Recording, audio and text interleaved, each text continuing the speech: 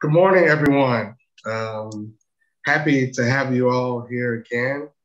I know this is not what we had hoped for in a face-to-face event, but we're here, and this officially makes it our quarterly Vendor Day event. And we're looking forward to the next time being able to join face-to-face and be able to continue to build the network for the U.S. military and allow our members to be able to get face-to-face time with the U.S. military. One of our primary goals of the American Chamber here is to build bilateral relationships between the U.S. and our host country. And what better way to do that than with our U.S. partners? We're really excited about this event. This is always one of our most popular events, and I just want to thank our U.S. partners for taking the time to come out and be here today.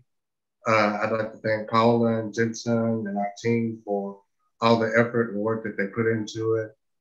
And we look forward to having a successful event today. If you have any questions, please type them in the chat box. And at the end of each session, we'll be able to come back and get those questions answered. But just be safe and let's have a great event. And without further ado, I will turn it over to our military partners with the Army Contracting Command. Thank you. Have a great day, all. All right, thank you so much, Pete. Again, welcome everybody. We're very excited to be here as well. This is a great opportunity to reach out and strengthen partnerships and increase the mutual understanding of how we do business so we can increase who we do business with in the federal government. So today, this is the first session, the morning session of two separate presentations. The morning session is going to be hosted by myself and this gentleman right here. We'll do introductions in just 1 second. And we're going to focus primarily on some systems, some U.S. government systems that are crucial and mandatory for doing business. They're e-business, electronic business systems. In particular, a system called PIE or PIEE, and I'll explain all those acronyms and what it stands for and what it does, and one called Wide Area Workflow or WAWF, which is of particular note because it is the system through which we pay invoices through, or we accept invoices through. All right. So this is us, and this is myself. My name is Major Eric Forsey. I'm a contracting officer. I'm also the Deputy Procurement Chief for the Regional Contracting Center for Kuwait. Hey, good morning. I'm First Lieutenant Peter Huntercook. I'm the Kuwait Pay Office CVP Chief, the OIC. My team is responsible for reviewing and certifying all invoices, and then we push them to our dispersing team to actually pay out the invoices. Excellent. And this is what we're going to be talking about today, our agenda. So we'll explain these systems, the PIEE system and the WAWF system, how they work. We'll talk in detail the steps to gain access and to do the self-registration process. We'll explain the user roles and how to apply for the specific ones that are needed for vendors to do business and to get paid through that particular system. I'll turn it over at that point to Lieutenant Huntercook here, who will explain his office, what his office does in conjunction with my office, talk through invoicing types, the types that you will see primarily on the contracts that my office and a lot of the other contracting professionals for the United States Army in this area will be issuing out. We'll talk through payment terms and timelines for expectation management purposes. And then, of course, we'll get into the actual wide area workflow invoicing process. This slideshow that I am presenting right now does have some detailed step-by-step screenshots. Depending on the time, we might go through some of those, but the key at the end is we're going to do a live demonstration in a test environment where we can show exactly where data comes from the contract and how to enter that data and bill against the correct line items within a testing environment that looks exactly like the real one. All right, what are PIEE and WAF? And let me back up really quick. I will like to reiterate, save your questions, type them into the chat window if you have them, and definitely keep your mics on mute. Somebody is monitoring. I am told, I have positive confirmation somebody is monitoring the chat, but it is not me. We will have time for questions at the end. All right. PIEE and WAF. PIEE is also known as the acronyms for the Procurement Integrated Enterprise Environment. PIEE is the United States government's one-stop shop. So what we call it for procurement capabilities. It's our e-business interface for almost everything that we do, and more of what we do will eventually fall under this Procurement Integrated Enterprise Environment. So getting into the system and understanding it will definitely benefit you. Aside from that, it's a business, or it's a suite of business information systems. Think of it as just that. It's business information systems. It has lots of different applications or modules within it that you can apply or have gain access to. Several of them you may be familiar with. Wide area workflow is a familiar one. The electronic data access, that's another one. These are commonly used modules within PIEE that do require you to gain access to, that will give you the ability to invoice and view your contracting documentation. These are just a few of the ones. This is a screenshot right here at the upper side of this, or the top of this slide, of what my PIEE landing page looks like. All of those little squares are different modules you can gain access to. They all have different capabilities and different functionality. I've highlighted the ones that I called out there. EDA and wide area workflow in particular are the ones that will give you probably the most functionality, or the most enable you the most at doing your jobs as businesses. Wide area workflow in particular is the module within the PIEE environment, which allows web-based electronic invoicing. So it is the sole, almost the sole means through which the United States government pays invoices that are not subject to credit card payments. That's really one of the only exceptions, or in certain very austere or unimproved environments where we might do cash payments. But other than that, PIEE, and within PIEE, the wide area workflow is the sole environment for a secure electronic invoicing. In addition, receiving reports and acceptance reports, the workflows, the routing of those documents to the correct POCs with the United States government, and interfacing with the finance activities that will actually be doing the paying, the dispersing of funds. So in short, WAF is or WAWF, you will hear it referred to as WAF, is the official system to which contractors will submit shipping and receiving reports and invoices, depending on the contract and the type of invoice that's being generated by the company. So this is not to suggest that companies are to abandon their internal processes for creating their own accounts payable and receivable documentation, or their own receipts and shipping and reports. But this is the means through which the United States government mandates almost exclusively that we will receive that documentation. And it's a web-based report. So if you have, or if your company uses another invoicing system or a business system for accounting or cost accounting, that's fine. But this system right here is the means through which the data, the elements of cost or price that are going to go into an invoice against a particular line item that you are delivering will be recorded, will be processed through for approval, and ultimately will make its way over to the dispersing office for paying. To gain access to this site is a prerequisite, and it is, or I'm sorry, is a prerequisite for submitting invoices, and it is a self-registration process. Like everything that we do, all of the systems that we mandate, they're all free. There's no cost to doing business in terms of dollars, that is. There is time that needs to be invested in learning them, and that's part of the reason we do these presentations. So how to gain access? There's several pre-registration steps and general steps that are required, and I'm going to have some screenshots in the following slides, and I'll talk everyone through that.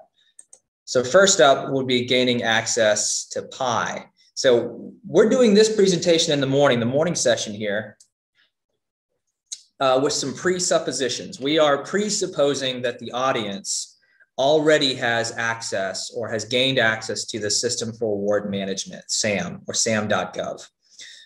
Which would mean they already have a DUNS number, they already have an NCAGE code.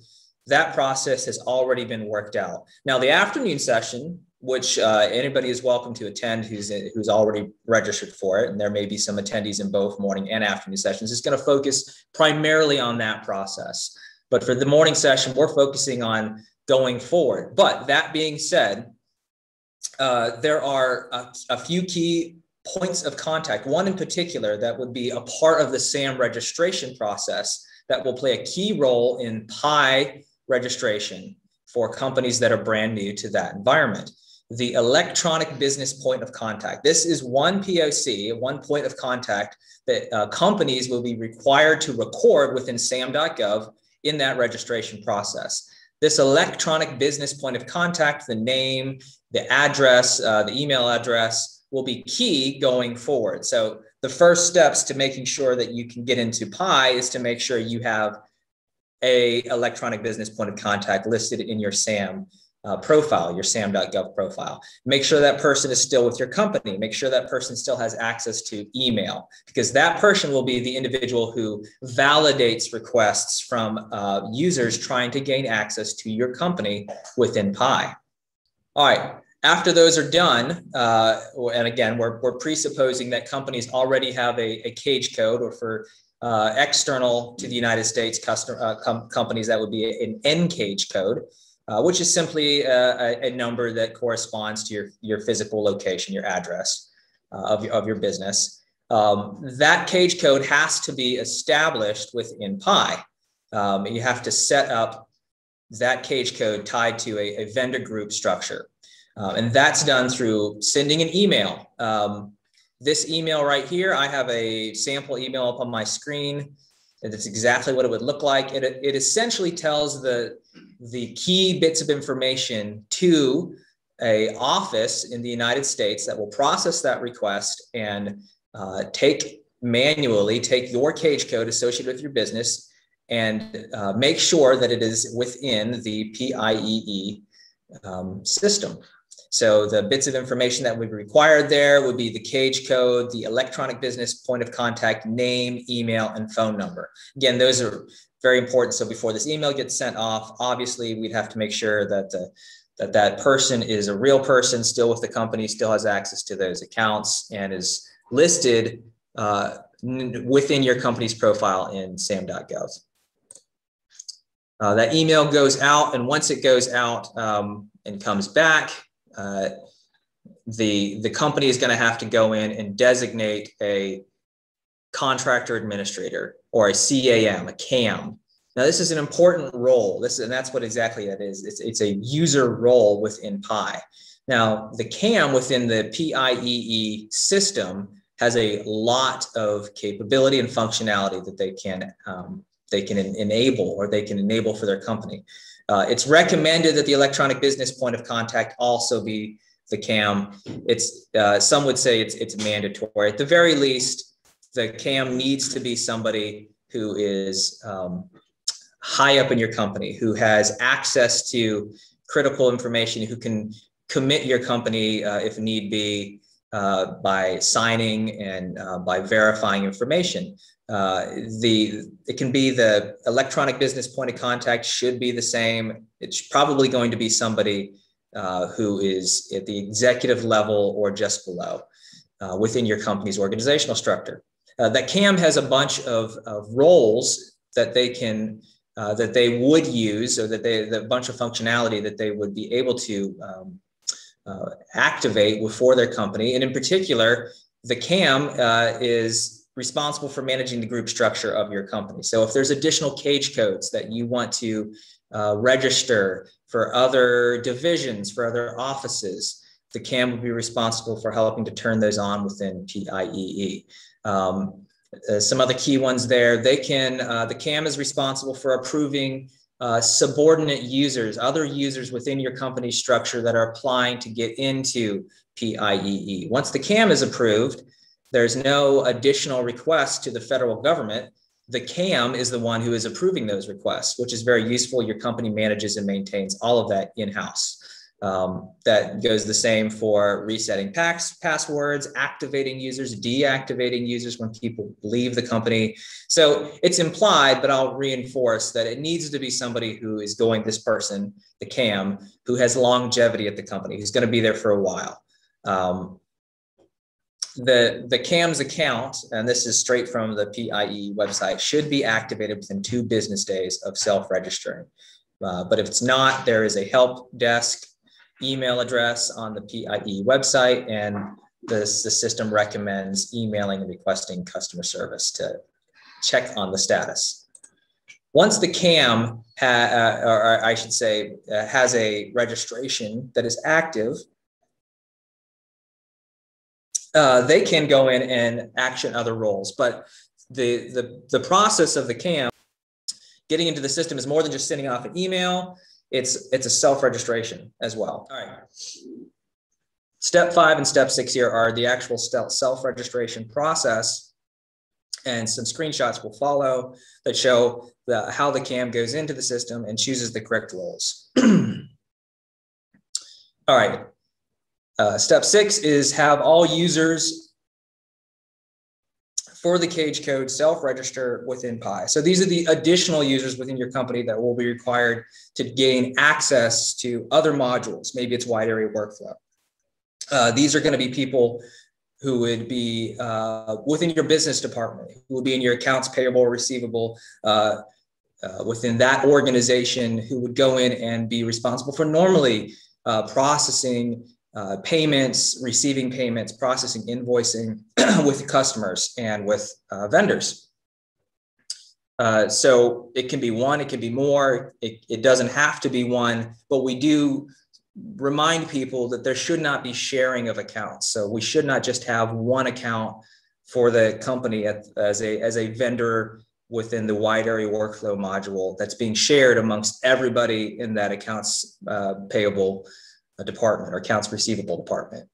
Each individual user should have their own account. And that's just a general cybersecurity best practice. Also, if it's a single point of failure, so if that account becomes deactivated for some reason, it's not a good idea.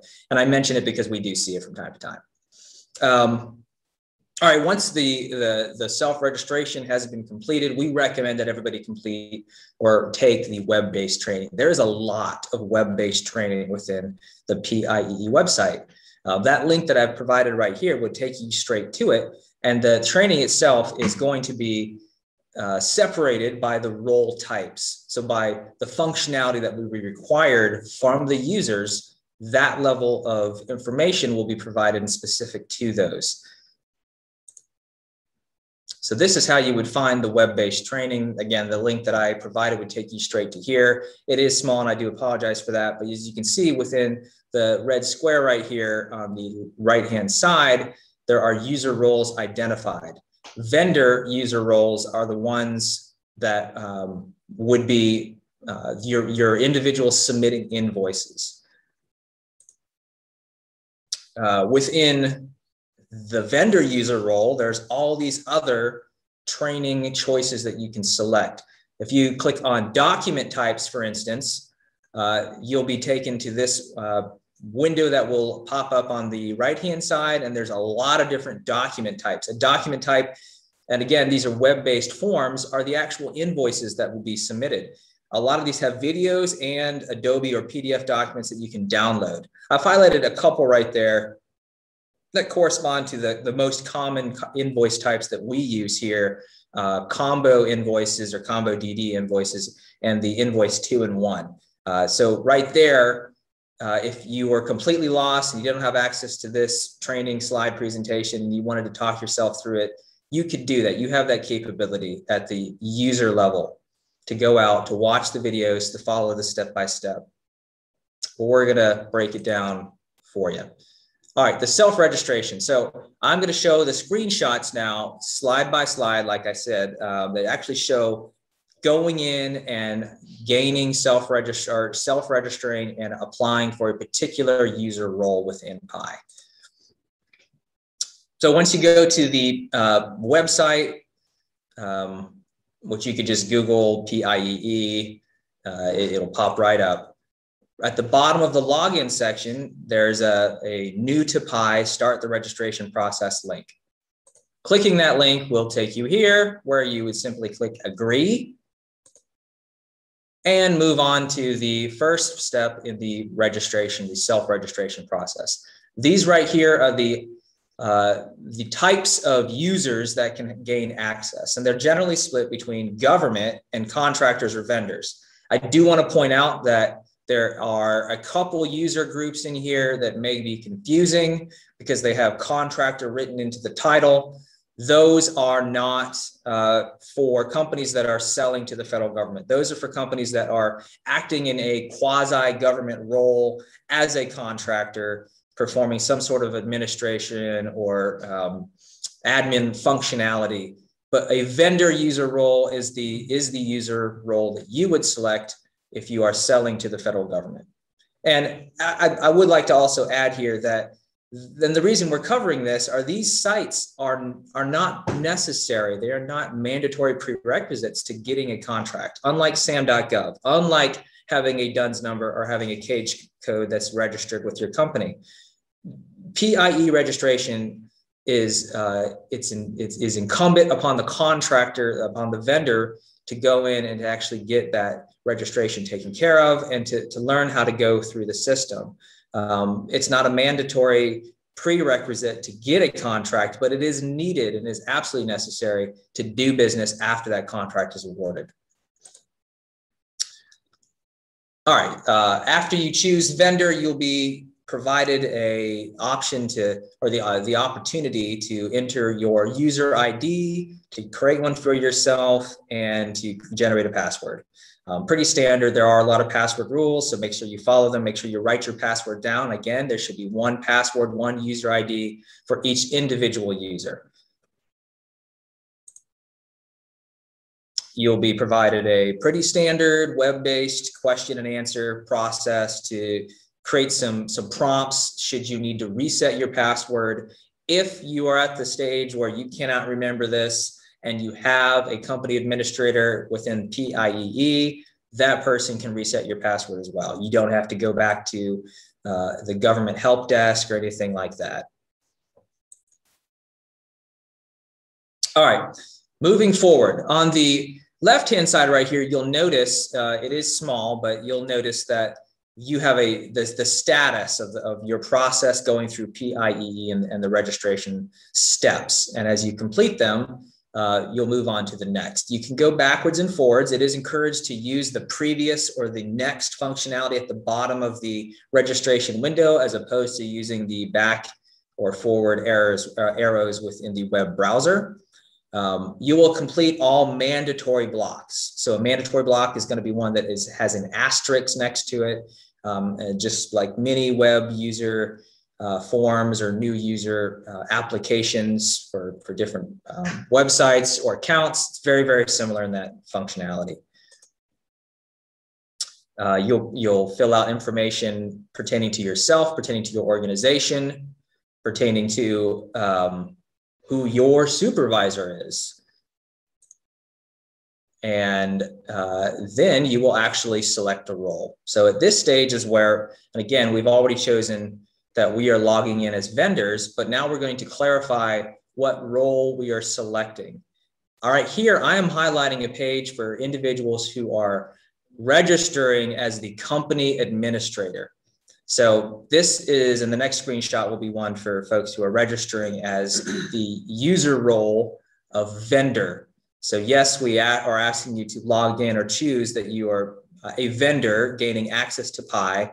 But now we're going to tell you as well, you need to choose the role that corresponds to the exact functionality this individual is seeking. So the contractor administrator or the CAM will, under step 1, select PIEE as the system or the application that you are applying for. And then in step 2, we'll select company or contractor administrator. They'll click add role, and you will see that role be added down to this underneath application. The information that you've entered above will be added below. You'll verify that information. You will go under the hyperlink for group lookup. And this is where you would search for your company. So this is why it's mandatory that your cage code be added to PI as a first step. Because once that's done and your company has a cage code within PIE, you can search for it and you will add that down here. So now we're registering a company administrator specific to a company's cage code within the system. This next slide shows for a vendor, the vendor role, and in particular, the vendor role associated with wide area workflow. So remember I said that this person would be the individual who is submitting invoices, somebody within your business department, your operations department perhaps, or accounting, depending on how your company is set up. So within step 1, instead of selecting PI, remember PI or PIEE is the parent, the overarching enterprise environment. WAF or WAWF, wide area workflow, all synonymous, that is a subordinate module within PI. This is the invoicing module. So you would select WAWF within step 1, and in step 2, you would select vendor. There are a couple other ones. There's a view only. You won't be able to generate reports or generate documents, invoices. You'll be able to view it. So maybe you want some people to have that functionality, but you don't want them accidentally submitting invoices. That's good for those individuals in your company. But if you want people to submit invoices, they will submit the vendor role. And again, clicking add role will generate what you have selected down below. You'll verify the information and click next. You can, and I would like to note, I've showed both those slides back to back, but the CAM role is a standalone functionality. So that has to be done first before you can go in and add your vendor roles at the wide area workflow level. You can apply for both a CAM registration at the PI level and the wide area workflow vendor registration level. You cannot do that at the same time. All right, the next steps are fairly simple. You'll be asked to provide a brief justification for why you need access, and it should just correspond to your job functionality or your position in the company. And keep it very simple. You'll be asked to verify your supervisor's information because they will be receiving an email along with the electronic business point of contact to verify that you indeed need access to that company's cage code. You'll again enter all information that corresponds to an asterisk data field. And then the final step will be a 2-factor authentication. So it's a simple 2-factor authentication process. The email address that you entered. And again, if you're submitting as the contractor administrator, then that person would, the approval should take about 2 days, but the email address for the individual who is registering would receive a 2-factor authentication code. They go through and they would put that information in the data field requesting it and submit that registration. If you don't have confirmation email back saying that the account has been registered, we do, within 2 days, 48 hours roughly, we do recommend going to the help desk email within the PIEE website and requesting a status specific to your cage code. Again, provide as much information as possible and make sure that you've already done the steps that are mandatory, like getting that cage code turned on within the system by sending that email to the appropriate email address at the beginning of this presentation. All right, I'm going to move on to Lieutenant Hunter Cook to talk specifically more about invoicing. All right, thank you, Major Forsey. Next slide. So again, I'm First Lieutenant Peter Hunter Cook. I'm the CVP or Commercial Vendor Pay Chief. I'm the OIC officer in charge for the Kuwait Pay Office. My team consists of 8 personnel, including myself, and we are responsible for reviewing, certifying, and paying the contractual invoices on behalf of the U.S. government. What this means is essentially once everything will start, once the contract has been established, and you as a vendor have completed your end or a portion of your end of the deal, whether you provided the services or delivered the goods, everything within WAF, Wide Area Workflow, begins with you at your levels for submitting the invoice. Once those invoices are submitted, my team will get them, and then we will review the contracts, the receiving reports, and the invoice itself. We'll compare all three and do what we call a three-way match.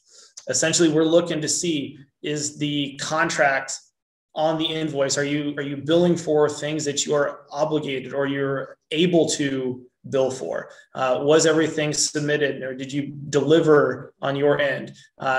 The big thing for us is the third little bullet there under number 1, HQ0697. That is a specific pay office DODAC for my pay office. If that is not on the invoice, if that is not on the receiving report and on the most recent modification or the contract, my team does not have the authority to pay out that invoice. It belongs to somebody else. Somebody else is responsible for doing that. So once we review the three-way match, we look at the invoice, receiving report, the contract, and all modifications, we move forward with coding those specific entries as a transaction into GFIBS, which is the Army's accounting software. Once we input all the transactions, it will eventually get to my certifier, another NCO, or myself, and we will review those and we will certify those payments or certify the invoices for payments. Once we do our end, we coordinate with the dispersing team. That team is currently located just down the hall from where I work. So we are constantly in communication with them.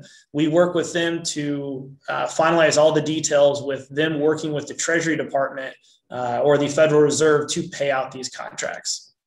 And I will add here, anytime we use acronyms, we remind ourselves all the time, but we know that not everyone else understands. DOD, AAC, DODAC, that stands for Department of Defense Address Activity Code, which is simply, it's a routing number that corresponds specifically with your office or mine. We have separate codes. Correct.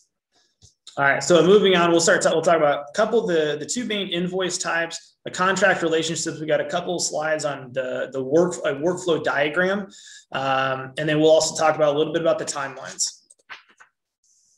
So in WAF, the two most common invoice types that you will use will be combo DD, where the D and the D, both of them stand for destination, and destination for where it's accepted and where it's inspected. And the other one is invoice 2-in-1. The combo DD is an invoice that is typically used for receipt of goods. So if you're delivering something, whether that be tables and chairs, you're delivering bedding, T-walls, something like that, you will use a combo DD. You will log into WAF, and once you create your invoice, the invoice will, in a sense, create a duplicate copy of itself that will become that receiving report. We'll get into the workflow of it and how that works in another slide or two. But essentially, the combo DD is used. It's for firm fixed price supply contract. Once you've delivered your goods, you will log into WAF and you will create this invoice. You will not create the receiving report as well. It will automatically be generated once you hit submit for this invoice. And then what that does is it eliminates the rekeying of data or potential human error as we constantly go through and maybe you transpose a couple numbers or you spell something incorrectly. This eliminates that or helps to alleviate that problem. The invoice 2-in-1, on the other hand, is used for supply contracts. If you are providing vehicles that we're renting or phone data plans, janitorial services, something like that, where it's a service, you will use a invoice 2-in-1. Essentially, that is two documents. That is the invoice and the receiving report are combined into this one document.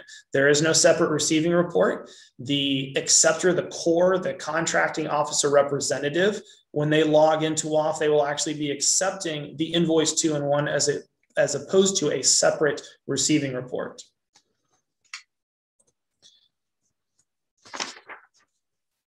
So this is a quick little diagram about the contracting relationship. Everything starts for this as far as the whole process at the very bottom. So with that end user, the goods or services, some activity unit, a battalion, a company, a brigade, some echelon of an entity will have a need for goods or services. Once they reach out to their budget team and they determine that they have enough funds available, they create a purchase requisition or a PR, and they work with a contracting team. So Major Forsey, as he said, is part of one of the contracting teams here. So his team may receive a purchase requisition. At that point, they develop a contract and they start working on the bidding process. And once they determine who they're going to go with, they establish this contract.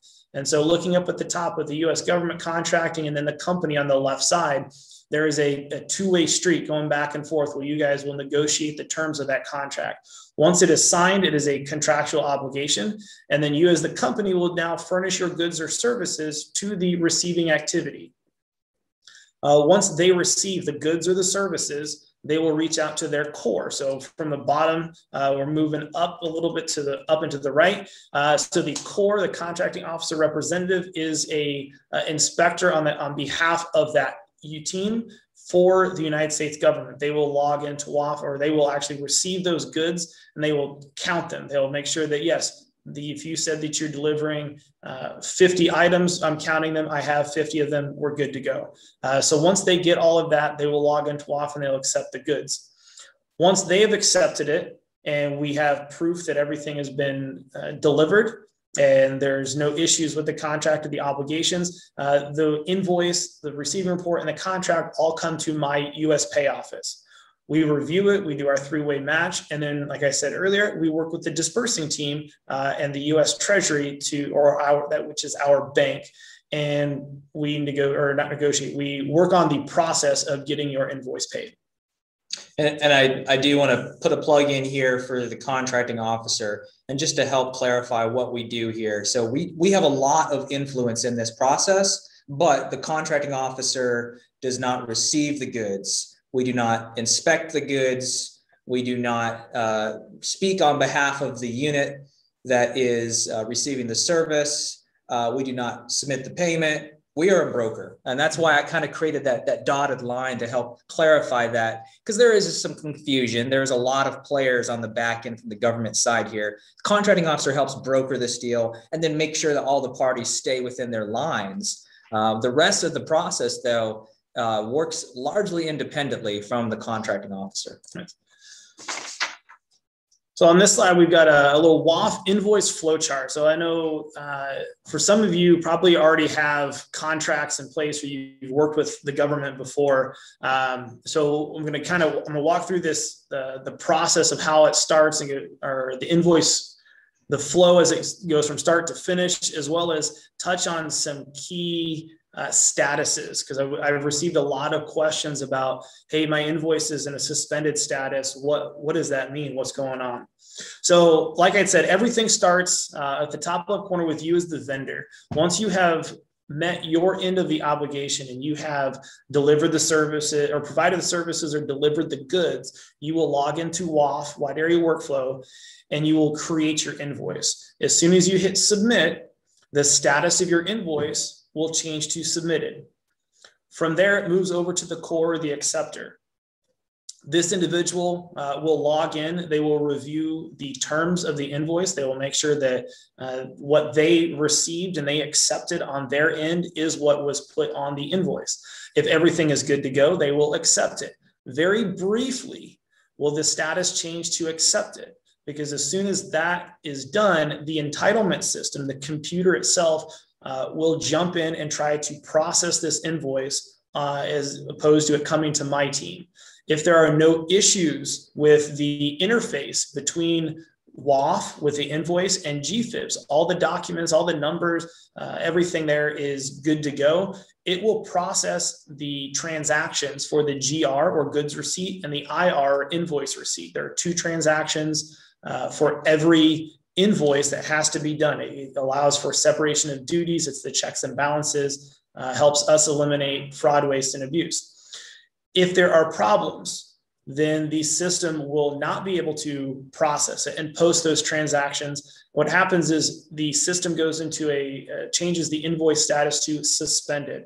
All that means is that the system cannot move forward on its own, which it's not a bad thing. It allows my team to go in and review. We can fix those errors, we can fix those problems, and then we will actually code the transactions themselves. My goods receipt team will go through and they will process the goods receipt. They'll post that transaction. And then the invoice receipt team will go through and they will review that and post that information in there.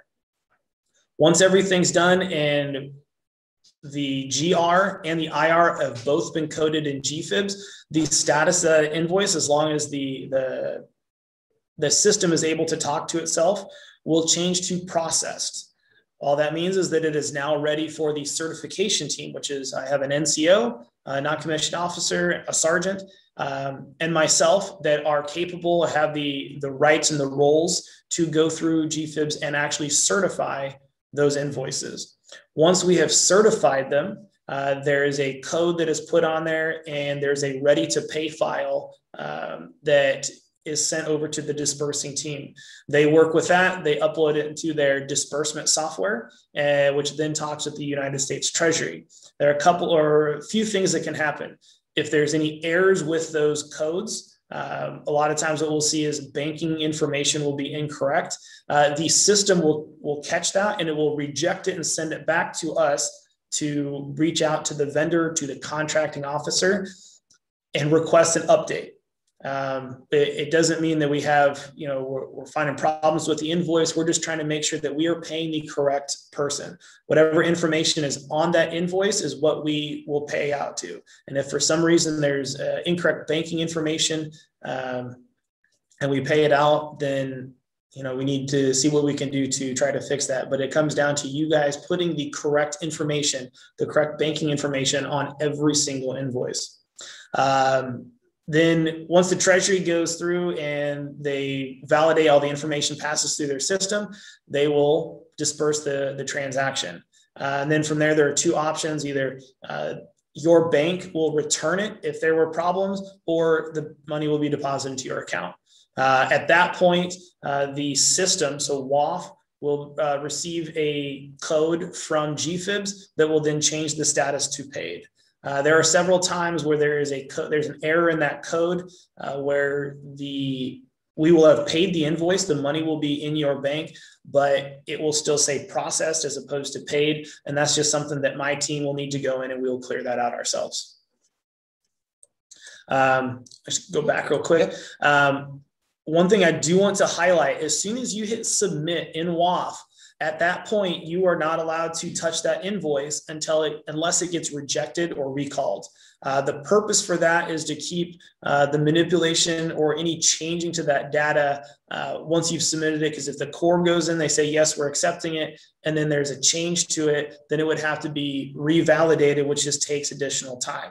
Additionally, CVP, so my team, the commercial vendor pay team, we cannot touch or action any of these invoices unless it is in a suspended status. If you have submitted it, but the core has not accepted that invoice, we cannot process it, because at that point, essentially, we do not have a receiving report. We must have all three documents, the invoice, the receiving report, and the contract and all modifications before we can move forward with our job of processing. On this is a quick little description or a list of all the statuses. There's a link or the list for the URL, the web address that you can go to if you want to look at this later on. There's more information than just these statuses. The big one on here, though, that I wanted to highlight was suspended. Again, it basically just document is placed into suspended status by the payment system via EDI 824 or by the pay official. Yeah. EDI is electronic data interchange. It's the process that runs in the background that allows wide array workflow, the accounting system for the Army, and the contract itself and the data fields within that contract to talk to each other. And if it's not working, which happens from time to time, then we'll get an error that will require it to be manually processed. And so, like I had said earlier, if it's in a suspended status, it just means that my team needs to go through and find the error or we need to just go through and just code the transaction to GFIBs. It's not a bad thing. I know the word suspended typically has a negative connotation to it, but this just means that the system has suspended itself or suspended the invoice from being able to move forward with the assistance of the system. It just requires the human interaction. Additionally, a couple times, or actually very frequently, the system will go ahead and just process the GR, the goods receipt, and the invoice receipt transactions in GFIBs.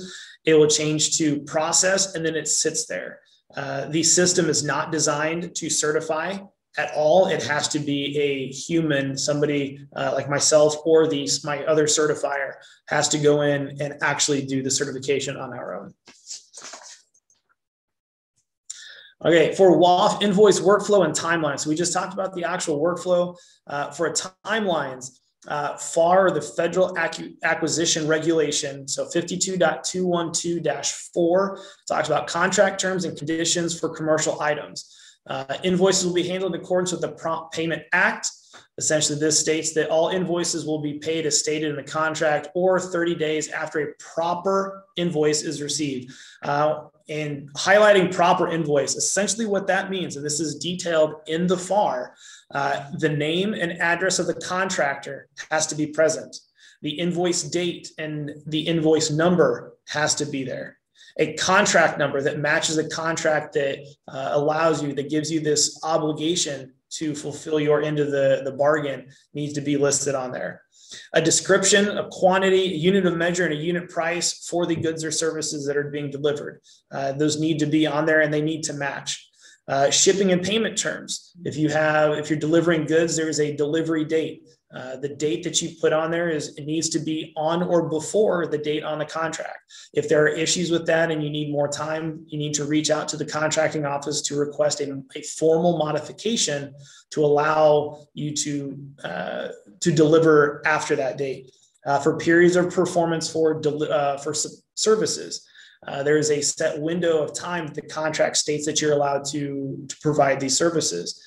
Making sure that you don't overlap. We're not paying twice for the same day for the same month. That you do not request payment outside of those windows before or after. We look at the name and address of who we need to send the payment to. Just because you are the vendor does not mean that is who you want the payment to go to. If we pay you as the vendor, but you're trying to get money to a parent company or to a subordinate company, that needs to be listed on the invoice. The name, title, phone number, and a mailing address or email address of a POC. If there are any issues with this invoice and we need to reach out, we need to know who to contact. That information, typically when we get into the live demonstration, we'll show where you can put that information in. We'll look at the invoice and we'll show where we see that information, which is down in the comment section. Your EFT information or your banking information is required on all invoices. Even if if it's the same thing as previous invoices, it needs to be on there for every single one. It's stated in the regulation. It also keeps you focused on, or make sure that the details are correct. If your bank name, number, location changes, SWIFT code changes, IBAN changes, those pieces of information need to be relayed to us so that we pay the correct person. Additionally, there's other information that is required by the contract. If it states it's required on there, then needs to be on there. A big one would be like DBA or Defense Base Act insurance. Typically, as that is a reimbursement, we need to see the invoice that is stamped paid, knowing that you actually paid that because we're paying you for those amounts. So from the date that you submit your invoice and then we've actually received and accepted the goods, we have 30 days to make that payment. Otherwise, the Prompt Payment Act and interest will start to accrue. For moving forward, additionally, with the proper invoice, like I said, the EFT information that you put in can be either in the body of the invoice, so you can put it up at the top in the header. You can put it down in the comment section, or you can attach another document that has all that information in there. All three of those work for us. If you list it multiple times, it does need to match. Otherwise, to us, we're not sure which one you actually want paid to. There's no specific format for how this information is put together, just that it is considered proper, meaning all that information is there. WAF is the official invoicing system for the United States government, so it does need to be entered in there. But like I said, if you want to put your EFT information or additional documents, you can attach them, or you can just put the information in comments. All services must have a period of performance, and then all delivery of goods must have a shipment or delivery date. Additionally, the invoices must be submitted in the currency of the contract. That is a big thing we'll see, where contracts are to be paid in the Kuwaiti dinar, Iraqi dinar, something like that, and then put your billing in US dollars. And we'll go through how you can choose which currency denomination you are to be paid in, but it does need to match. These proper invoices need to be free from errors and omissions. They'll be routed through the correct activities. All that will be handled through WAF. But once it gets to us and we do this three-way match, we do look for the same information on all the documents. So if there's any discrepancies, big ones being address, periods of performance, deliveries, delivery dates, we do have to reject that invoice as it is not proper. Amounts, quantities, and currencies need to be matched. We do use GFibs, which is, again, our accounting software. It does keep a detailed and historical record of all of the purchase history. So when we go through, we look to see if you're delivering 1,000 tables and you've already delivered 900, and then you have another invoice coming in that bills for 150, we'll get an error saying that you're trying to bill for 50 more. So we do keep track of that. It helps alleviate us from missing or overpaying or duplicate payments. And then the periods of performance and delivery dates, those are a big thing that's in there. Those are part of the original contract, the agreement that you agreed to and signed off on. And if there's any deviation from that, those need to be done through a formal modification. The contract or contact information for my team was listed up on the earlier slides. If there's any questions about invoices, please reach out to your contracting officer and request updates, request statuses, or you can send an email to that email address. That is the distro for my whole office. And we do monitor that, and we try to get back to you in a timely manner. But that, in a nutshell, is workflow and timelines for invoices. Excellent. Thank you. And really quick word before we get to the live demonstration, I want to make sure everybody knows where to go in the contract to get the information and to verify the information that's going to go into that invoice itself. And I'm also going to let Lieutenant Hunnicutt provide an additional lessons learned that we have had to clarify some common errors to help prevent them from occurring or reoccurring in the future when you submit invoices. All right, so first up, where do we get the information? Remember, the contract is binding. It is the agreement that holds both parties. So when dates change, when quantities change, when we need extensions, when there's been an excusable delay for some reason, maybe it's a supply chain or shipping or customs delays. A lot of that is very understandable, and the contracting office, myself, my counterparts are understandable to those situations, but we need to be made aware of them as soon as possible so that we can modify the contract. And sometimes modifying the contract will mean affecting the price, right? So it's our responsibility to determine whether or not some delay or some reason why all of the goods could not be delivered, all of the services could not be performed for the amount of time required.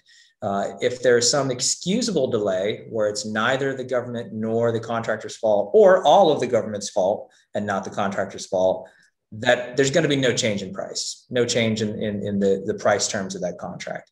If we determine that the contractor had some sort of complicit liability there, we might affect the price and adjust it downward accordingly in a fair and responsible manner. That clause that was already referenced, that Lieutenant Hunnicutt referenced, 52.214-2, that appears in every single commercial contract that the United States government should be writing. It will be incorporated generally by reference, sometimes by full text, depending on the contracting officer. You can look it up online. You can type it into any Google or search engine with the Federal Acquisition Regulation, or you can ask the contracting office for a full copy of it. It's a very standard clause. It contains lots of information to include payment terms. It does reference the Prompt Payment Act. Do look for that. If you have questions about it, ask about it. The next clause I have right there is from the Defense Federal Acquisition Regulation Supplement. Don't worry about the big long group of numbers, although it is helpful to do a quick Control F or search through your contract document to find this, go right straight to it. This is the Wide Area Workflow Payment Instructions Clause. Key in this clause will be a table that will have specific ordering activity codes, those DODACs. It will also tell you what type of invoice to submit. This is where the contracting officer tells you specifically you're going to do a combo invoice, a 2-in-1 invoice, or whatever type of invoice is appropriate for the contract that's being executed upon. It also tells the contractor what email addresses should be entered, what additional points of contact should be entered into the invoice, and any other information that's important that would need to go into the invoice. We have the opportunity to put free text into this clause, and we do. So please look for it and refresh it, or refresh your memories before you go in and start building your invoices. I like to tell my own contracting specialists and coworkers that I work with to make sure as we write the contract, to make sure that the DODACs, the activity address codes that route the documents created in WAF to the appropriate people are correct, and that they all correspond or correlate appropriately within WAF. This doesn't always happen. We're not perfect. We do make mistakes from time to time, and we may have to modify the contract to change that activity code. But as soon as you get a contract, if I'm the contractor and I get a contract from the government, one of the first things I'm checking is the activity code on the front page, the pay office, the ship to office. I'm going to go to the delivery section in the contract. I'm going to make sure that the codes and the addresses there for the ship to match what's on the front page of the contract. And I'm going to go one more place, which is the Wide Area Workflow Clause. And I'm going to make sure that the codes match in all three places. If there is a code that is off or a discrepancy appears, ask the contracting officer. Maybe it's intentional, maybe it was a mistake. And of course, the contract line item number, the CLIN, this is what you're actually billing against. So this will provide the unit of measure, the item description, the quantity, the price, the currency type. It'll provide all the additional information. I did reference earlier EDI.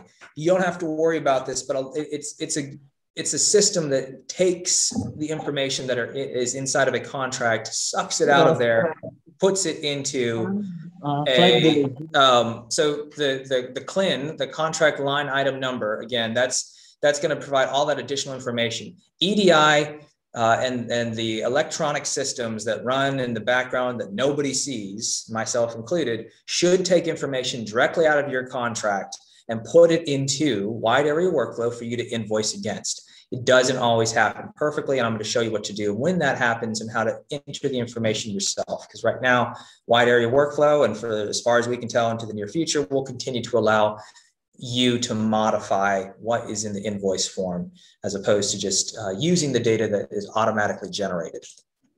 All right, here's a couple of sample screenshots of what the contract line item number is going to look like. This is a snapshot right out of a contract. I've just changed the unit price and the extended amount to blank data there. But you're going to get a lot of information out of this. You're going to get the CLIN number. You're going to get what it is you are delivering against, the pricing arrangement. In this case, it's firm fixed price. That's what that FFP stands for. The quantity that you're delivering, what the unit of measure is, if it's a each or if it's a job. If it's a job, generally that's more appropriate for services because it implies that there's going to be a job that is going to be performed, and most likely in invoicing or a reoccurring invoice as that service is delivered, depending on the terms in the contract. If there are no additional terms in the contract that explain a timeline for invoicing or a frequency of invoicing, ask the contracting officer. It's best to always figure that out before we go into contract execution. I tell my people that we want to do a contract kickoff, a post-award orientation, we call it, whenever there's a service that's going to be performed. We forget about doing this sometimes. Ask for it from the contractor to the government, because it helps us remember that, number one, that's our job. And then number two, there's some things that aren't always explicitly defined in the contract, and we want to make sure we have a clear meeting of the minds. That's the legal term we use when we both know what it is that contract requires. There's a few other things in here that I'll show when we go to the Invoice Live demonstration, where the information comes from. This is a screenshot of the elements of a CLIN. Again, this is in the delivery section of a contract. You'll note there that inspection and acceptance are both destination. That's where the D and the D come from when you hear the term combo DD. And I'll show you how that looks when you're building a combo invoice in Wide Area Workflow. Common errors. All right. So some common reasons that we reject invoices. Again, so what we're doing is we're looking at the invoice, the receiving report, and the contract, and all modifications if applicable. So when we look through those, quantities or the currency amounts don't match the contract or the most recent modification. A lot of times the original contract is what is used, but there's a modification that affects your CLIN. It is highly recommended that when you're filling out your invoices that you have a copy of your contract and the most recent modifications with you, so you can pull that information directly from it and copy and paste if you have digital copies, or you can type it directly based on what you're seeing for printed out copies. So if quantities or the currency amounts don't match, we have to reject it because it's not a proper invoice. Probably the biggest issue we have is periods of performance, delivery dates, and shipment dates. Again, as it was stated, the contract that you signed is binding. So if you were to deliver goods, let's say today, 26 January 2022, but you're going to be a week late and you show up next week or sometime in February with those goods, you've violated your commitment to deliver those goods on time. And if that is the case, we have to reach out and request a modification to allow that to be appropriate. Otherwise, we have to reject that invoice because it does not match. It's a late delivery. If periods of performance overlap, or if we look and we see that you're billing for something and you extend it through the end of February, but you're only supposed to go through the end of January, we have to reject it because we can't pay for something that was not originally agreed upon. The pay office needs to be set to HQ 0697. My office is not authorized to certify and pay out anything that is not our responsibility. That is not giving us that authority. If it's another big one is HQ 0707, that is the CVS retrograde that's back in the United States, belongs to a DFAS team. If it says that DODAC, but my team pays it, there's a chance that they pay it as well, and we have duplicate payment, but then I am at fault because I paid something I wasn't supposed to. I didn't have the authority to hand out money or disperse the funds for that. Attachments is probably the second biggest issue that we have. Anytime you attach a document into WAF, it has to be reviewed by my team. It is considered an additional piece to the invoice, and then the three-way match becomes a four-way or a five-way, six-way match. What that does is it adds additional potential layers that can cause problems. So if you have an invoice that your business, your company creates, if you are not doing something with the United States government, you put it in the mail, you give it to somebody else, to another company that you've delivered something to. If the information on that does not match what the initial invoice has, that does not match the receiving report and does not match the contract of the modification, we have to reject it because, again, just like I had stated earlier about the EFT, the banking information, we don't know what is accurate. If there are multiple things telling me that this specific CLIN is for different quantities or different prices, I don't know which one you're supposed to be going off of, which one you're trying to say is correct. And therefore we have to reject it because if there's any room if there's confusion, we don't know what is accurate and proper. Duplicate invoices. There are times where an invoice is submitted to us, there is an error with it and we reject it.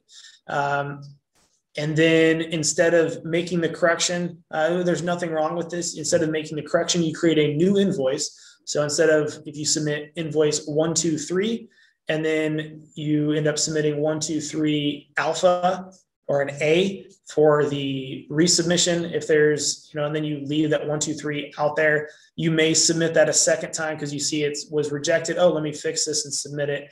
But the other one was submitted and paid. The recommendation there is if you are going to resubmit with a new invoice number, to void out the old one. And then the last thing, tying in with number 2 for periods of performance, overlapping periods of performance. Like I said, in GFIBS, we can see the historical purchase history or the transaction history, and we can see the quantities as well as the dates that we have originally paid out for previous invoices. And if periods of performance overlap, we can't pay twice for the same service. So what happens when we reject it? We go back to step 1. You get the invoice resubmitted or back to you. You can make the changes and resubmit it, or you can void it out and submit a new one. We go back to square one where you submit it, and the acceptor will have to re-accept it. But once that's done, then it comes back and we start over looking at the 3-way match, and we move from there. Yep. Yeah. Anything we can do to eliminate human error or duplication, we will possibly do, and we will recommend that you do as well. Because the worst possible thing to happen is when we have to go back to step 1 and the payment gets delayed again and again and again. All right, I am going to delay going through these screenshots, and what I'm going to do is I'm going to stop my presentation, and I'm going to bring up a web page. All right, excellent. So this is the PIEE website, but this is not the one you logged into. This is a test environment, so it allows me to play around in it without making any changes. I'm going to go through the process of building an invoice exactly how you would do it, with some data points that I'm going to pull out of a fake contract. All right, so the first step is to log in. That's my username and password. Obviously, you'd be inserting yours, and this will be done after you've gained access both to PIEE and then self-registered within PIEE to gain access to WAF, WAWF. Once you're in the system, you are going to select WAWF, which will bring up the WAF landing page, and you're going to go to vendor and create document. This is where you'll have the opportunity to start building an invoice or other document types. So anything that is asterisk, anything that has this little star next to it will be mandatory. But the first thing we're going to do is we're going to insert the contract number that we're billing against and see if it's in the system so that the electronic data interchange in the background can pull that information in. We can invoice against it. For the sake of this demonstration, I'm going to be using a fake contract. This is one that I've just typed up really quick. I'm going to take copy and paste. Copying and paste is always the best opportunity or the best recommendation because it eliminates the human error of typing in the wrong numbers. I'm going to paste that contract number right into here, and I'm going to see. There we go. I've entered a contract number, and I'm going to hit next, and it is searching. Excellent. All right. So I get some errors up top, these blue data. I'm looking over to make sure that folks can see this in their same room. Great, good deal. So this blue information tells me that unfortunately something happened and the electronic data interchange or access, it's not finding the contract, but that's okay. I know this is my contract because I have a signed copy of it. So I'm going to go ahead and I'm just going to move forward. I'm going to hit, well, hold up. What's this? Pay official. It's not filled out, but it's starred. Now, if the contract was in the system, this might be filled out automatically. Just make sure it's the right pay office. I know that's the right one, but if I didn't know that, I could go back to my contract. So I'm going to go back to my contract here really quick. And I'm just going to flash this up on the screen and show you exactly where I'm getting this information. There's my contract number. That's what I copied and pasted. Right here on the front page, there's a couple of things, and this is a pretty standard. This is a DD 1155. We use other contract types as well, but the information is going to be there on any contract form that we use, a 1149 or other types of contracts. That is the pay office code right there. That is their DODAC, what I've just highlighted. That right there is the ship to DODAC. That is the code that corresponds to that agency's address right there within the system. And of course, W912D1, that is my office's, RCC KU's office's activity code. And that's also going to be, in this case, the same administration code, because we are keeping both the procuring contracting officer and the administration office responsibilities all to ourselves. I'm going to flip back over, back to WAF. All right, so I've inserted the pay office DODAC, and I'm going to hit next. All right, this is where I get to choose what contract type and what currency. I'm not going to keep flipping back and forth from the contract to save time, but it was written in Kuwaiti dinar. So I'm going to go down here. I'm going to click other, and I'm just going to type in KWD. And if I had checked my contract's invoicing instructions in the wide area workflow clause, it would tell me that it needs me to create a convoice, or I'm sorry, geez, a combo invoice and receiving report. All right, so I have the inspection and acceptance. I'm going to say I'm not going to change these unless my contract in the inspection and acceptance section tells me to change it. Otherwise, I'm going to leave it destination for both. I'm not going to mark either one of these, the fast pay or the FMS, unless my contract tells me to. There's nothing else on here that I'm required to click, no more asterisk fields, so I'm going to hit next. All right, effective date, admin DODAC, issue by DODAC, and ship to DODAC. These are all mandatory fields here. Issue by DODAC and admin DODAC are going to be the same. Admin DODAC is starred, but I'm going to put my code in here for both because I know that from the contract. And again, I would have gotten this from the front page or from the WAF clause. The effective date, that's the effective date of the actual contract itself. So I'm going to go back here and I'm looking at it on another screen, and I can tell that the effective date of this contract was February 28, 2021. February 28, 2021. And the ship to code, that's again right from the front page of the WAF clause. And you'll note that it's automatically populated in the accept by as well. All right. I'm only going to put an inspector if the WAF clause tells me to put an inspector. I'll tell you right now, we almost never have an inspector code that differs from the accept by, and we generally don't have a separate person doing inspection. My office generally won't put an inspector code in here because the acceptor is doing that as well. Again, all at our destination, which makes sense. I'm going to hit next, and this is where it takes me to the ability to put my company's information in here, my shipment number, my invoice number. So right here, I'm going to do invoice, we'll say shipment number 1001, whatever my company's way of identifying the next consecutive number when my business process mandates in my company, I'm going to put that. For my invoice number, there's no mandate for what this should look like, but a good process is to maybe put your cage code in there or followed by INV. Let's say I'm doing invoice number 2, just because it's the next one in my company's invoicing numbering system. The other information up here, my contract will tell me if it's supplies or services. In this case, it was supply. My shipment date. All right, for here, I'm going to go straight to my contract and it will tell me within my shipment terms, and I'm not showing it right now, but my delivery terms in the contract within the delivery information was 24 December 21. That's when it was requiring me to deliver. And let's say I hit it dead on. So I'm going to go December 21, 24. And as long as we hit this date, we don't go beyond it, because beyond it would be a violation of the terms of the contract. We're good and we're in compliance. If we deliver before, that's okay. Like we're doing it better than expected. We just can't go later without the contract modified to reflect that. I'm not going to fill out anything else here unless it is starred. The invoice date is the date that I am generating this invoice, which is today.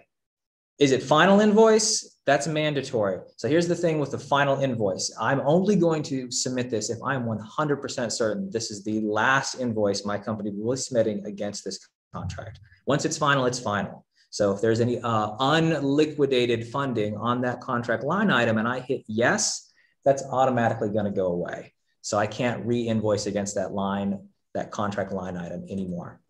In this case, it's going to be no. And from my team's perspective, the recommendation is, even if it is your last one, always put no, just so that if there are any unliquidated funds, any unliquidated obligations, that they stay available to you if something were to come up later on that you need additional deliveries or additional services provided. There are additional funds left available. Right.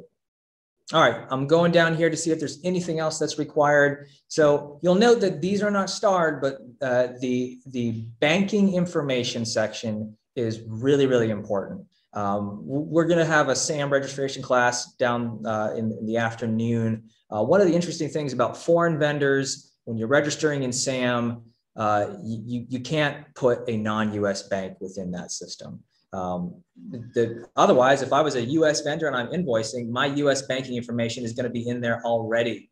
But since and this is based off of predominantly foreign vendors, non-US based vendors, you don't have that opportunity. So you're going to have to enter your information in this invoice form, and it has to be accurate. Check it, double check it, triple check it, make sure that it's accurate.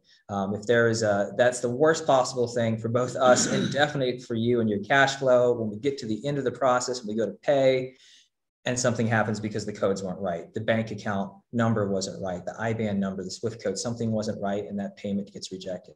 For the sake of this, I'm not going to enter information here because I don't have it, but anything you want to add? Yes, one thing real quick for the foreign vendors on here, for your IBAN and your SWIFT code, those values, those numbers, those codes that you're putting in needs to be for your final destination, not your intermediary bank, right? So if the Treasury is paying Citibank in New York that then pays, the National Bank of Jordan, Central Bank of Jordan or whatever, put the Central Bank of Jordan or your Iraq Bank or your Kuwait Bank or Saudi Bank, put that information, that IBAN and SWIFT code in there, because that's ultimately who we're sending the money to. It does not matter from my end who it goes through. I just need to know the final destination for that bank and the information to route it through them. Right.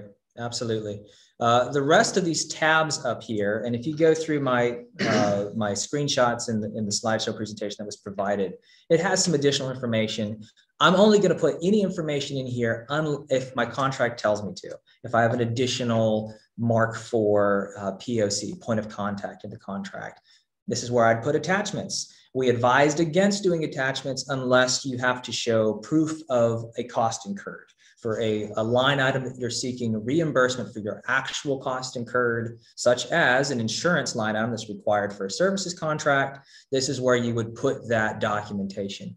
Please make sure it's as explicit and simple as possible. If there's additional dates that may not make it very, very obvious for us as what's going on, provide a little summary right there and attach it to to that documentation that you're attaching to the invoice that says, this is a summation of DBA insurance paid, the period of the policy was from this date to this date, which was covered by the requirements of this contract. The amount that we are seeking reimbursement for is X, Kuwaiti dinar, which shows exactly what information that we're looking for on that attachment. Otherwise, we encourage folks not to put additional attachments in here. Anything that can cause a conflict with one of these dates or something else, we're not going to do it. Now, one thing I will have to do is go to my line item. Remember, let's see here. It gave me some red errors. The shipment number has already been used. There you go. So it tells me I've got to use the next number in my shipment numbering system. Again, WAF isn't looking for a format. It's just making sure I'm not using duplicate data here. And the invoice number has already been used. That's fine with me. I'm going to take it to the next number. We do recommend your company have a process that explains how you do your numbering of invoices and just adhere to it. All right, now let's go to line item. Line item is that CLIN, right? So this is the contract line item that you are actually billing against. Now, if this contract was in the system and it was able to pull information over automatically, it would show up right here under line item details. You could bill against it. Unfortunately, that's not the case here, so I have to build it in. I have to build it in. I'm not going to put any additional information in here that I don't have to, but I will go ahead under line item details, and I will add my CLIN information by hitting add, and by filling in all of the starred data. Item number, this is my CLIN number. In this case, I'm billing against CLIN, I believe it was 0001. Product or service ID and product service qualifier. This gets people all the time. Don't worry about it. There's a whole bunch of codes in here. Choose the one that makes most sense or that is called out right within your contract CLIN line number. You can, or CLIN description. You can search for things here. If it was a service, you could type in SV. Let's see if I have a few. Local stock number. That's a good one right there. And in this case, the contract, my contract, told me I was required to deliver, I believe it was generator parts, and it gave me a stock number. So I'm going to copy and paste that right out of the contract. And I'm going to put it right here. So that is the actual code number right out of the CLIN description for the parts that I'm delivering that corresponds to a local stock number. My unit price, that comes right out of the contract, and the quantity shipped. For CLIN 1, it required 500. The unit of measure was each. And the unit price was 200 Kuwaiti dinar. All right, it's going to automatically calculate my total. And I'm looking through here to see if anything else is mandatory. Nothing else. There's a description. I'll copy and paste that right out of my contract. I'll go right to the CLIN number and I'll just put it in there. So in this case, it's going to be generator parts for zone 1. Copy and paste. Great, I've built a CLIN. Now, this is exactly what I've billed against. This is what I was required to deliver. I did it, I'm billing against it. I'm gonna save it. And there it is. It pops up right underneath the CLIN line item details. At this point, this contract is pretty much good to, this invoice is good enough to submit. You can put comments in, and you can put additional free text in at that stage. But if I go ahead and submit it, the final stage, let's see here, the document contains errors. The header, it tells me I've done something wrong in the header. Shipment indicator is a manual. Oh, yep. Is it a final? Is it telling me the final shipment? Oh, I couldn't see it. I don't think. This. Yeah, here we go. Final shipment. Nope, it's not. There we go. That's the nice thing about the system. Is my screen was covering it up. Let's go back to submit. All right. Don't worry about this. You're not paying US taxes. You can go ahead and hit OK to submit. And there we have exactly what is going on. It's telling me that I have submitted it to for that contract. There was no delivery orders because it was just a standalone procurement contract. There's the invoice number, there's the shipment number. It went to these people. These people are built automatically into the system. If my WAF instructions told me to send it to additional people, I'd put it in here. And that is that. So I can go back and I can look at the status of this by going under vendor and my history folder. I can search for everything that I've submitted, and it'll tell me exactly what the status, if it's submitted, if it's processed, where it stands. If I leave everything blank, oh, something didn't happen right there. History folder. Oh, here you go. That's why, because that's not accurate. To leave everything blank, it's going to, and don't constrain it by any days. It should find everything that I've done historically, and there they all are. Look at all those invoices. And you can see all of the different things that have happened and some history. Maybe one was rejected. It tells me a reason why if I clicked on it. And this is where I would go to check to see where I stand in the process. If something's not moving along, I can reach out to the contracting officer or the pay office. There is an email address that is contained within the invoice that goes straight to the entire group at the CVP office. It's been updated. We know that it works, and it's also at the front page of this presentation. That concludes our presentation. We are at 12:30 right here. I'm going to take about 10 minutes to do some real quick questions, if anybody has any out there, or if anybody been typed into the chat window, before we move on to the next introduction to the Theater Contracting Center for Kuwait. Thank you so much, Major Forsey. Yeah. We really appreciate your input on this and the U.S. Armies.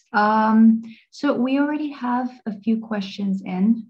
One person said, I have already done the registration for DUNS and SAM. Right now, I cannot go further. For SAM, they asked for a security number, which I don't remember. I need support on this. And it might be referring to the MPIN, which is a marketing procurement identification number. The MPIN is something that would be a part of the SAM registration process. Without knowing what code they're asking for, that's probably what they're asking for. I would recommend reaching out, going to the Federal Service Help Desk, which we can provide you, Paolo, that email address or not email, that URL if you don't have it, and then creating a ticket, a help desk ticket to request information on how to recover that. It is a little bit more complicated. It used to be easier. There's been some security changes within SAM.gov that make it a little bit more complicated. But again, it could be a two-factor code that, depending on what we're talking about, the login.gov website, which is required for entry into SAM, and a lot of government websites these days does require a two-factor authentication code that will be sent to however that username was set up. So whether it be an email or a phone number, you can change that process as well by going through the Federal Service Help Desk to change your login ID for login.gov. But again, if it's SAM specific and the DUNS number has already been created and everything else is good to go, it might be the MPIN, MPIN number, which is created in the SAM registration process. People often forget it because it doesn't require, it's not required for a lot of things that we do anymore. It used to be, but not so much anymore, but it is still something that's used to revalidate our accounts or reestablish our accounts if we get locked out. Thank you so much. And another person asked, can one user have multiple roles?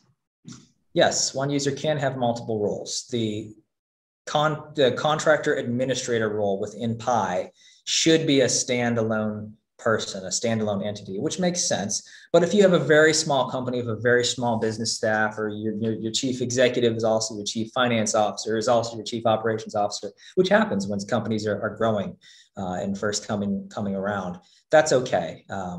We like it to have different roles so that you can have different people doing different things, and we don't have single points of failure where accounts become deactivated because one person loses access to multiple things. But yes.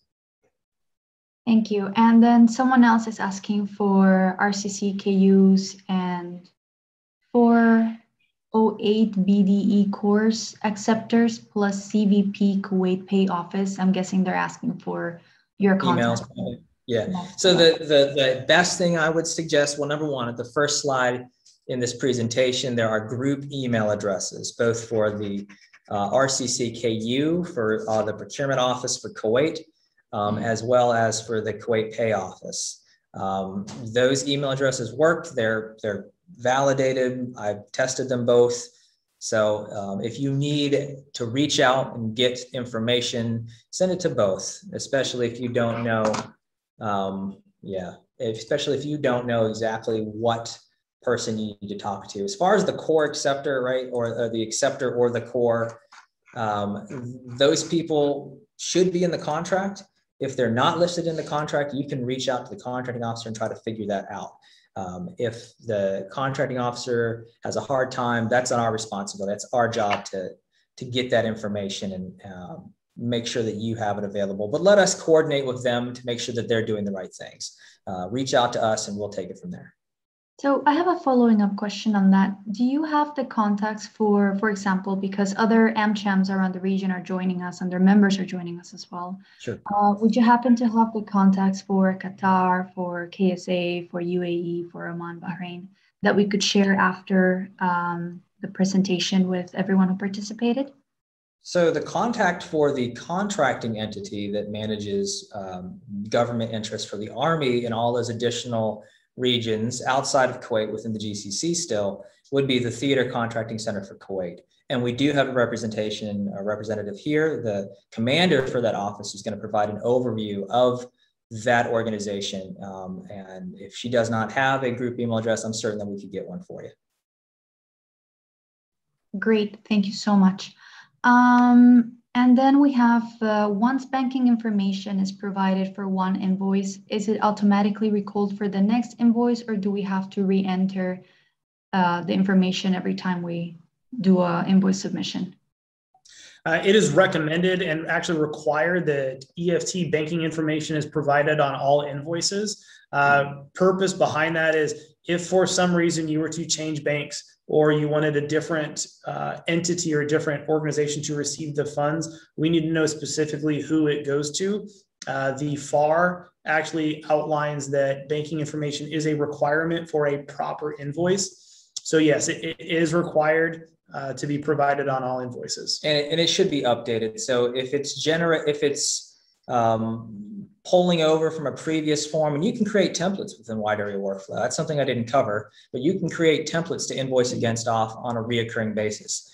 The problem with that is it creates the possibility for human error if something has changed. So yes, you can do that, but you need to confirm it every single time, check it and double check it. And I say that because we deal with it all the time. Perfect, thank you. And I believe you already touched upon this, if one has to have a US bank account, or can they put down their local bank account? I believe you already spoke about this, correct? Yeah. Yes, because I think you mentioned about the SAM.gov registration. Right, yeah, it only takes US banks for SAM.gov, yeah. Now, as far as for WAF, through your invoice, you can put whatever bank you want to. You need to make sure that the SWIFT code and the IBAN that you list accept the currency that the contract is to be paid out in. We have had a few times where we've tried to pay out US dollars to a bank account that only accepts Kuwaiti dinar or Iraqi dinar, and it gets returned or rejected from the bank. And then we have to start from square one, where we reach out to find out, hey, what is the correct IBAN and SWIFT code for the bank information? And maybe it's already, was listed somewhere, but if there are two IBANs or two SWIFT codes, again, we're not sure which one to use. So yes, local banks are okay to be put on there. Absolutely. Great.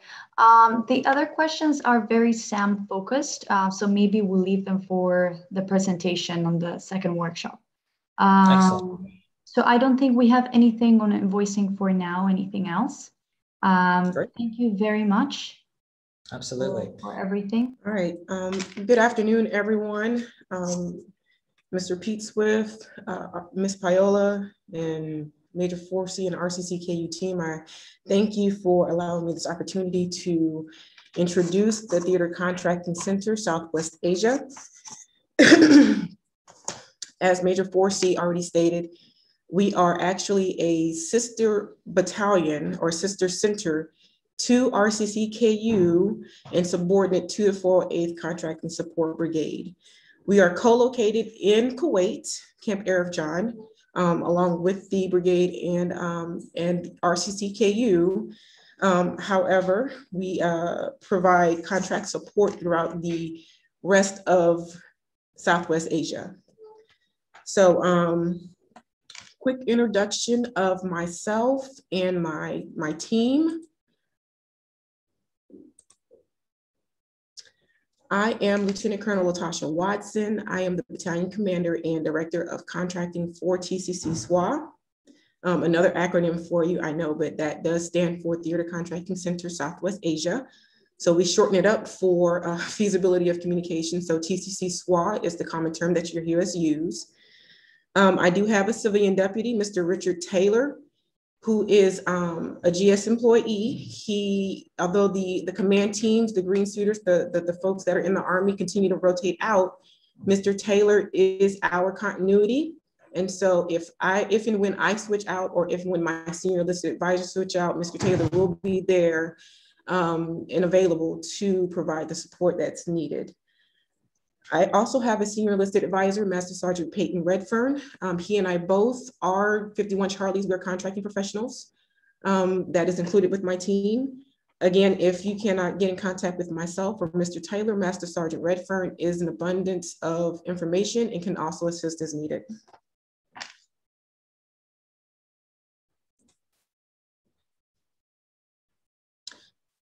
Here is our mission. Similar to RCCKU, our number one goal is to ensure that we are communicating with vendors and our customers to provide that decisive contracting solutions throughout theater.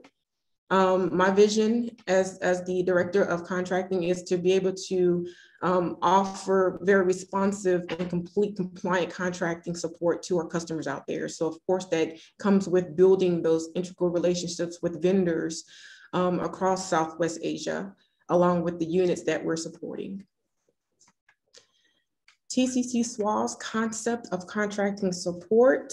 So the way we do business is exactly the same way that RCCKU conducts business. We fall under the same headquarter element. We all fall under Army Contracting Command with the United States Army. So the processes and procedures are exactly the same.